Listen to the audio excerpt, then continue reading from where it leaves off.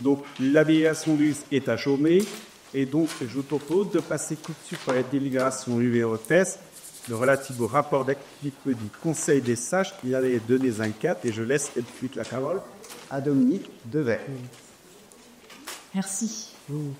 Voilà, donc en 2024, les lycéens des bureaux 2 et 4 ont été appelés à voter pour renouveler le Conseil des sages. Et il y avait, pour ce faire, la réunion d'information s'était tenue de 900. Afin d'expliquer ce qu'est un Conseil des sages, mais aussi afin de susciter des candidatures. Les élections ont eu lieu le 20 novembre et les membres élus ont maintenant intégré les commissions.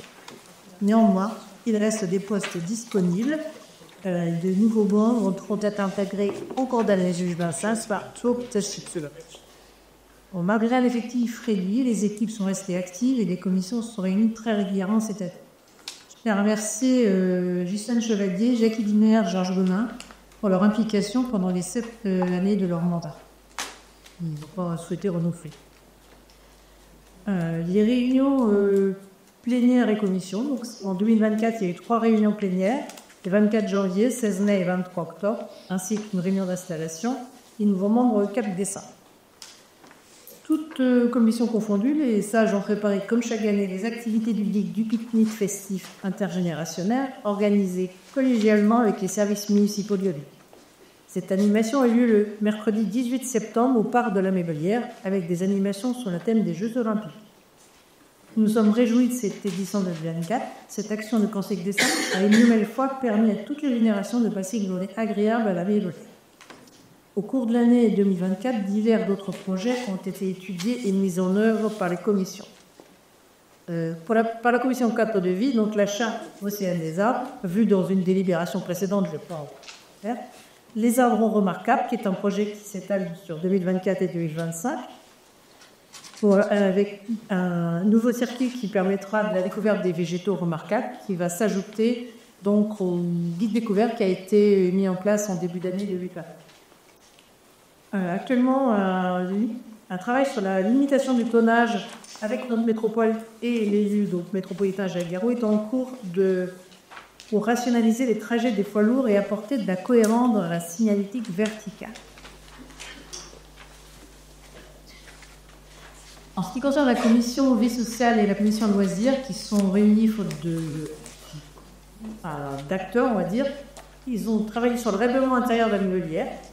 Règlement qui a été créé par les membres et qui a été mis en place début d'année aussi. Les clés pour rester enfant. Ils ont organisé donc une rencontre en collaboration avec l'Agir Carco,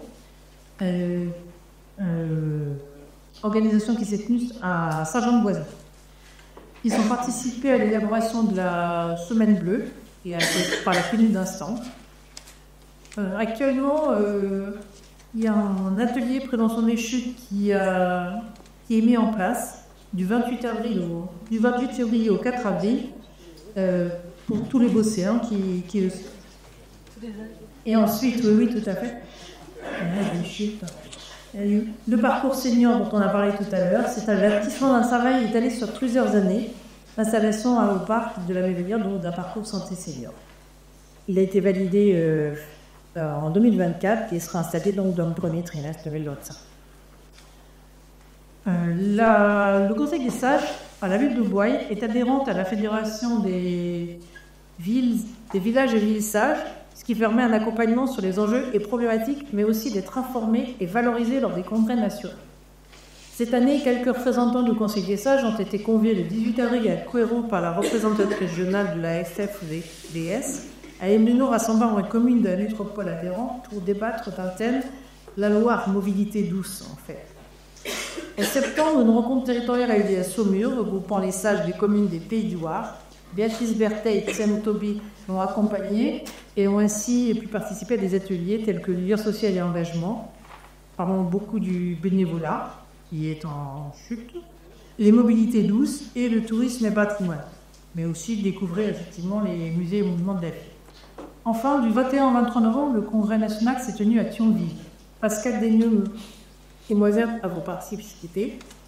Ce congrès a permis d'assister à des ateliers et des conférences données par des spécialistes, notamment sur la démocratie participative chez nos voisins européens. et protéger et valoriser les savoir-faire de nos adhérents, nos outils de démocratie participative et nos marques. Conseil des sages. Arbre à pas d'arbre, village et ville-sage. La ville de Boyer a présenté la fiche action guide découverte, dépliant publié en début d'année permettant de découvrir la ville à pied ou à vélo à travers diverses thématiques. 2 représentants de Loire-Atlantique, unis d'un sage de la ville du Pouliguen, ont intégré le conseil d'administration de la Fédération française des villages et des villes-sages lors de l'Assemblée générale extraordinaire du samedi 23 novembre. Le congrès national est le temps fort de la fédération. Par ailleurs, le 4 décembre, M. Guer a réuni le conseil des sages pour l'inauguration du panneau Village et villes-sages à l'entrée de la ville au niveau du rond-point du Pelvis. Ce panneau symbolise la volonté de faire vivre la démocratie participative. Enfin, les divers projets pour 2025. Plusieurs actions sont en cours et verront le jour soit en 2025, soit dans les années suivantes. La conduite senior, une étude sur la possibilité de remise à niveau du code de la route pour les seniors est envisagée. Mobilité douce sans selle, une étude sur l'élaboration d'un guide vélo est en réflexion. Cela permettrait de diffuser des notions de sécurité. Ils ont posé au Conseil, vu la présentation en commission intergénérale et citoyenneté en date du 22 janvier, de prendre acte de la présentation du bilan analysé et de l'examen 4 du Conseil des sages. Bien, merci Dominique de ce rapport fourni, détaillé, qui montre bien et qui illustre bien le dynamisme de la CDSA. On voit la diversité des chantiers, des projets qui sont menés. On peut tout à fait se réjouir, et Dominique n'hésitera pas à transmettre au nom du conseil municipal. Je me permets, lui de féliciter le conseil des sages sur la base de cette activité qui joue trop bien les choses. Et je crois savoir que notre conseil des sages a été remarqué au niveau fédération, au niveau fédéral, pour son dynamisme. Et nous avons des référents des sages qui interviennent dans d'autres conseils de sages pour apporter la bonne parole et expliquer un petit peu comment tout ça fonctionne. Donc merci Cléminique, et puis transmettre donc effectivement toutes nos félicitations aux membres du Conseil des sages au nom du Conseil. Je viens d'y apporter le vote, nous prenons acte de ce rapport.